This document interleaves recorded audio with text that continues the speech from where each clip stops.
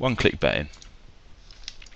So if I place a click at 4.8, it places a bet at £5 at 4.8 for me. Now my potential win, you can see it's changed all these columns on the left and this little number at the top. So my potential win, should the horse win, will be £19.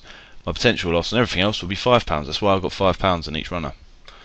Red, £5 loss, £19 green. And it's given me this little figure here of 10 because the price hasn't moved. Obviously it's a stagnant market, it's very early on. I'm actually going to have to take one tick loss straight away if I'm to close this out now, and I'll have to close it out for 10p loss on a £5 stake.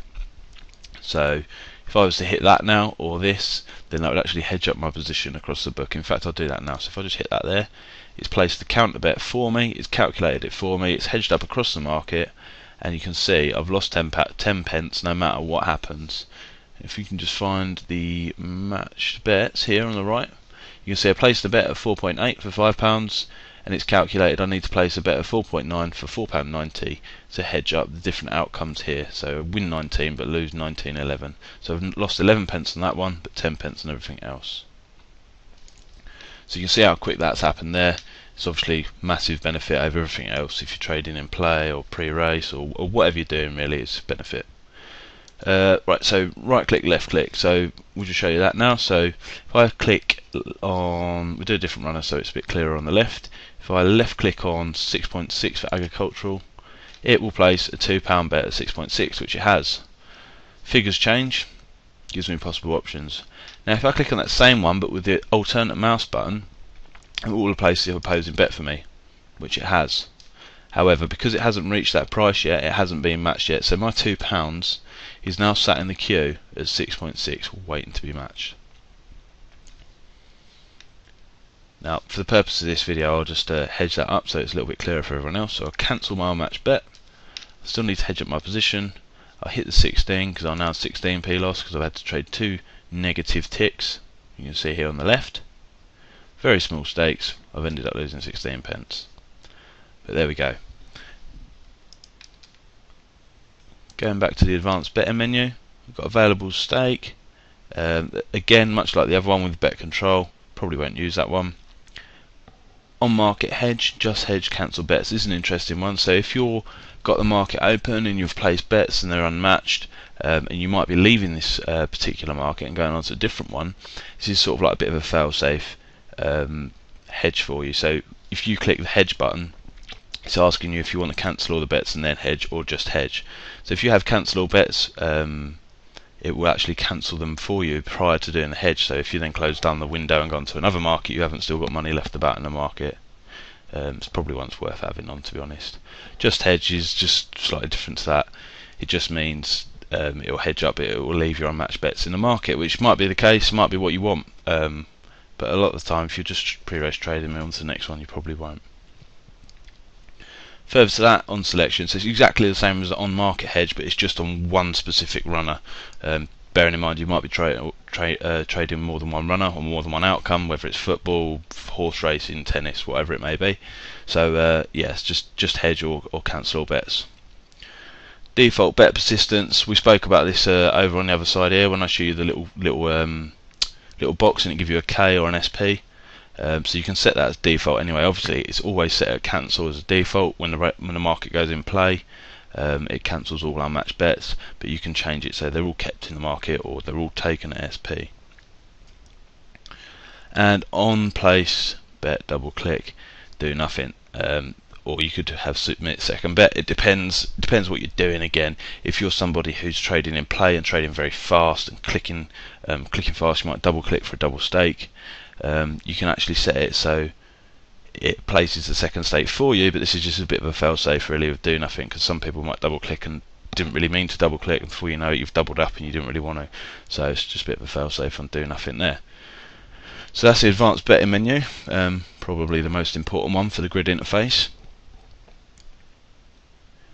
On to the next one, options. We spoke about last traded prices. That was the flashing yellow numbers. When money comes in and it's traded last at that particular price, it flashes up.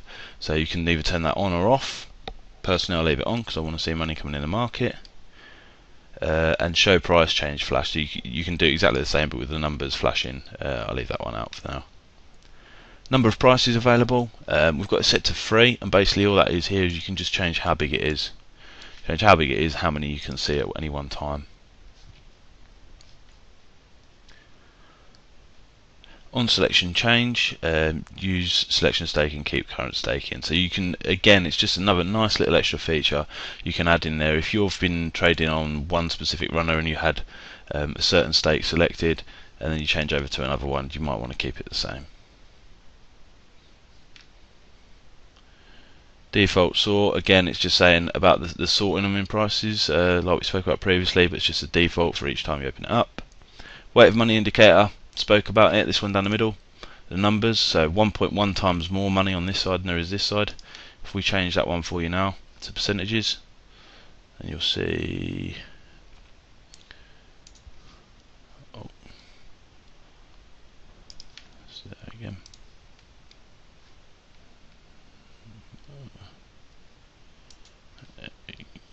There we go. So the weight of the money is there, 63% is pointing in that direction. So price display, standard, hybrid, complete. Basically all that is there is it's just saying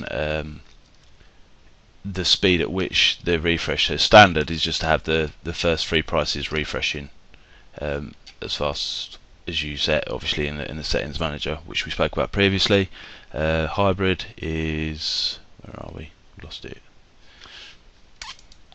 Hybrid is obviously more, so you can see more refreshing at the same time, and complete is basically all of them. If you was to have it massively, you know, with every price available, it would refresh all of them. Moving on. Simple options. We've already had silk, saddle cloth, stall number. Remove mana options. You can either set it to open and close the market for you, so you actually remove that specific runner from your screen, or leave it in there, retain it as a blank runner. Remove runner notifications. It gives you notifications as well on the sidebar. But if you see, like, if I untick this here, it just takes out the saddle cloth. That's all it is. It's no big difference. So we're nearly there. Race timer. Race timer is basically the bar at the top. You can set the race timer height at the top here, so it's just this bar here. When the race goes in play, it's a nice little feature if you're in running it. It's just basically a bar that slowly fills up over the. It's a time calculated on average of what that race should take, so you sort of can tell whereabouts we are in the race, whether it's quarter of the way, halfway, 3/4, and then by the time it gets to the end, the race is pretty much over, and all the odds will have moved to the winning runner. That's a race timer. And then you've obviously got show and taskbar option at the bottom if you want to put the Geeks toy into the taskbar at the bottom, so you can minimise it to the bar, then you can do as well. But that is the grid interface in a nutshell. I haven't covered just about everything there. Probably more likely to be used for football or some in-play trading, in my opinion anyway. But it's still a good bit of kit, still worth having.